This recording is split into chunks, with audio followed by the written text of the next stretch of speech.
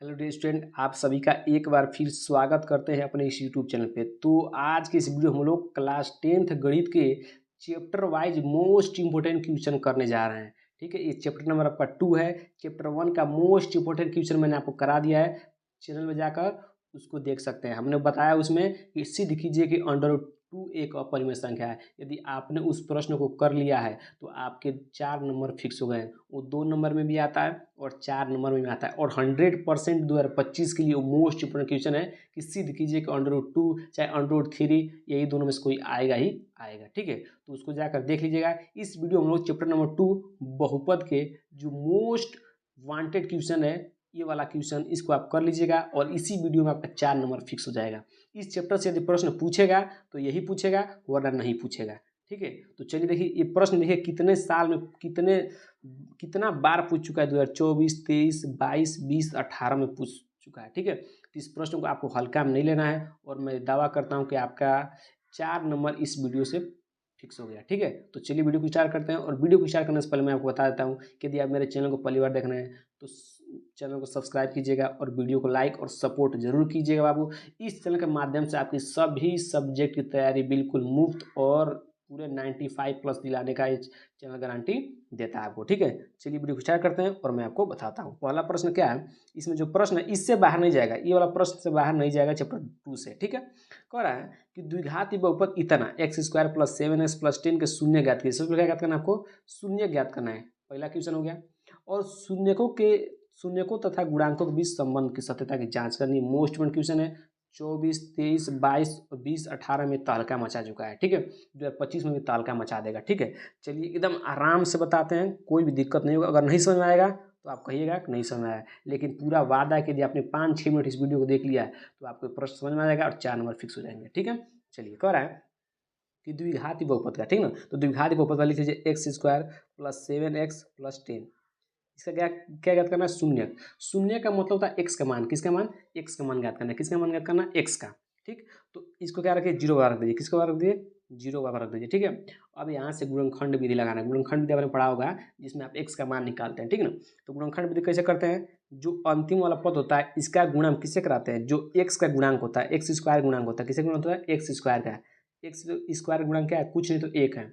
तो 10 से गुणा 1 में रखें, 10 से गुणा जब 1 में कराएंगे तो 10 से करने 10 हो जाएगा। ठीक, अब आपको 10 को ऐसे 2 भागों में तोड़ना है, ऐसे 2 भागों में तोड़ना है जिनको गुणा करने में तो 10 मिल जाए, लेकिन यहाँ पर जोड़ने का चिन्ह है ना, तो जोड़ के क्या मिल जाए? 7x मिल जाए। क्या कहा? 10 आपको चाहिए तो गुणा करने पर 10 मिले, ऐसी 2 संख्या खोजिए। ठीक है, उसके बाद जोड़ने पर क्या मिले? 7x मिले, तो क्या हो जाएगा? 5 और 2, 5 दूना 10 और 5 दू 7। इसको लिखते कैसे उसको समझिए। पहला पद को हमेशा सेम लिखते हैं। ठीक है, इसी को तोड़ते हैं। तो इसको मैं लिखना चाहूँ 7x को, तो 5x + 2x लिख सकता हूँ? नहीं लिख सकता हूँ? बिल्कुल लिख सकता हूँ, क्योंकि 5 दू 7 कोई फर्क नहीं पड़ा। इसको हमेशा सेम टू सेम लिखते हैं। ठीक है ना, पहला और अंतिम को सेम लिखते हैं, बाकी इसको तोड़ देते हैं। ठीक है, = 10। अब यहाँ पर आपको 4 पद दिखाई दे रहे हैं। कितने पद दिखाई दे रहे हैं? 4 पद। इन दोनों में से कुछ कामन लीजिए, इन दोनों से कुछ कामन लीजिए। सर कामन लेना जरूरी है? बिल्कुल लेना जरूरी है। ठीक है ना, कामन लीजिए। यहाँ भी x है, यहाँ भी x है, x बाहर लीजिए और कुछ कामन नहीं है तो x, यहाँ पर 2x है तो यहाँ पर x बच गया 1, क्योंकि स्क्वायर है, और यहाँ क्या हो जाएगा? 5। ठीक, अब इन दोनों में कामन क्या है? दोनों में कामन क्या है? यहाँ भी 2 है और 10 में भी 2 छुपा है, क्योंकि 2 × 10 होता है ना, तो 2 को बाहर लीजिए तो यहाँ बचेगा x + 5। कोई दिक्कत? कोई दिक्कत नहीं होनी चाहिए। = 0। जब भी आप कामन लेते हैं तो ये वाला दोनों पद देखिएगा, ये वाला और ये वाला हमेशा बराबर आना चाहिए। नहीं बराबर आएगा तो गलत, आप गलत कर रहे हैं कहीं ना कहीं। ठीक है, तो ये दोनों देखिए सेम हो गया ना, तो इसको एक बार लिख लीजिए और जो कामन है उसको एक बार लिख लीजिए। ठीक है, बराबर 0। अब एक बार इसको 0 को बराबर रख दीजिए, एक बार इसको 0 को बराबर रख दीजिए। ठीक ना, तो x + 5 = 0 और x + 2 = 0। यहाँ से x का मान आ गया -5। ठीक, और यहाँ पे x बराबर आ गया -2। ठीक, ये था आपका शून्य ज्ञात किया। यहाँ तक आपका आंसर हो गया। ठीक है, अब आपको आ रहा है कि सत्यता क्या करना है? संबंध में सत्यता की जांच करनी है। ठीक ना, सत्यता की जांच करना है। तो सत्यता की जांच का मतलब क्या है? ध्यान समझिए। सत्यता की जांच का मतलब होता है कि आपको चेक करना है कि जो आपको शून्य के निकले हैं इनका योगफल क्या चेक करना है, और क्या क्या क्या चेक करना है? इनका गुणनफल चेक करना है, संज्ञा रखनी है। ठीक ना, तो शून्यकों का योगफल, शून्यकों का योगफल का सूत्र होता है अल्फा + बीटा। ध्यान, सूत्र होता है alpha + beta = -b/a। Alpha plus beta क्या है, आप दो शून्य का निकाले ना, इसी को अल्फा किसी को बीटा बोल सकते हैं, ठीक है। तो इसको अल्फा बोल दीजिए, अल्फा बराबर -5, ठीक, अल्फा बराबर -5 और बीटा बराबर -2। सर मेरा मन कर रहा है इसको अल्फा बोलने का, तो बिल्कुल बोल सकते हैं, कोई दिक्कत नहीं है, ठीक। सर अल्फा प्लस बीटा तो हमने पता चल गया।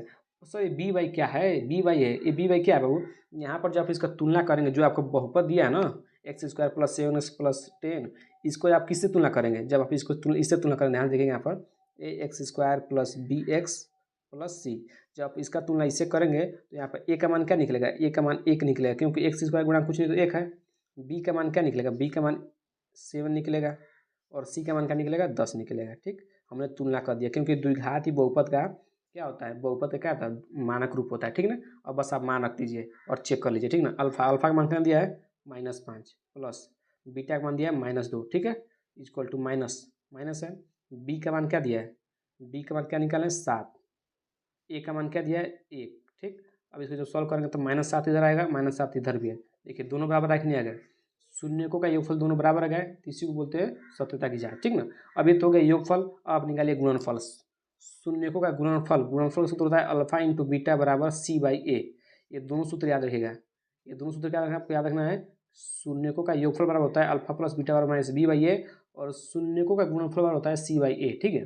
अल्फा का मान क्या दिया है -5, बीटा का मान -2, बीच में गुणा चिन्ह, ठीक ना, बराबर सी का मान क्या दिया है, सी का मान यहाँ पर 10 आया है, ठीक, और यहाँ पर बट्टा में 1, ए का मान 1 है, ठीक है। Minus minus minus minus plus और 5 दूना 10, इधर भी 10 है, 10 बराबर 10।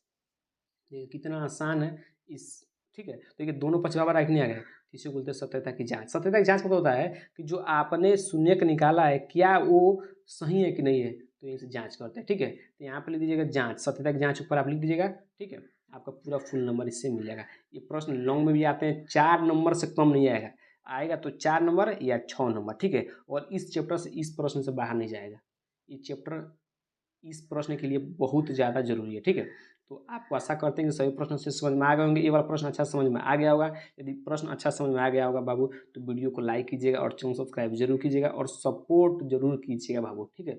चलिए मिलते हैं अब हम चैप्टर नंबर 3 के साथ, एक मोस्ट इम्पोर्टेंट क्वेश्चन के साथ, ठीक है।